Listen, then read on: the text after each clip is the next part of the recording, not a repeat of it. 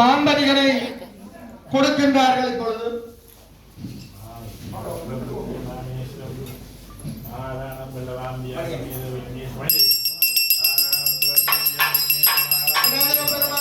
ஞானக்கனி வழங்கப்படுகின்றது. இங்கே முருகப்பெருமானும் 3 உலகங்களையும் சுற்றி வந்து கோபமாகி பார்வதி பரமேஸ்வரனிடம் கேட்கின்றார், நல்ல வேலை செய்தீர்கள். போட்டி என்று வைத்தால் அதில் ஒரு நியாயம் இருக்க வேண்டும். 3 உலகத்தையும் சுத்தி வா என்று சொல்லி 2 பேருக்கும் நீங்கள் போட்டியின் விதியையே முதல்ல சொல்லவில்லை.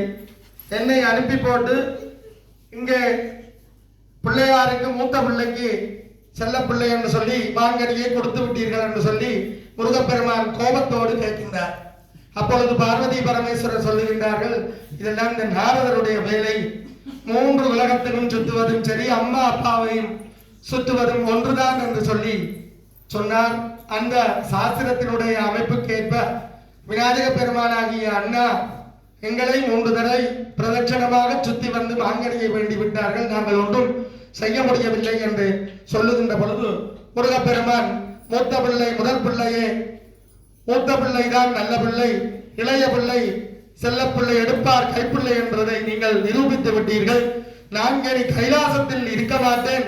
எனக்கு என்று ஒரு நாடு, எனக்கு என்று ஒரு மக்கள் என்று சொல்லி ஒரு ராஜ்யத்தை உருவாக்கி நான் தனியே இருக்க போகின்றேன்.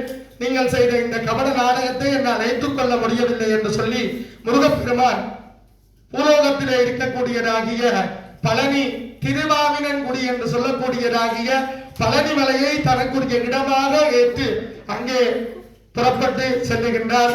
பார்வதி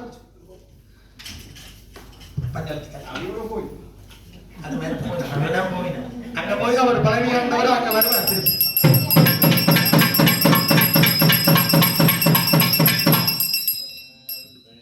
முருகப்பெருமான் பழனி மலையை நோக்கி இப்பொழுது கிளம்பி சென்று கொண்டிருக்கின்றார்.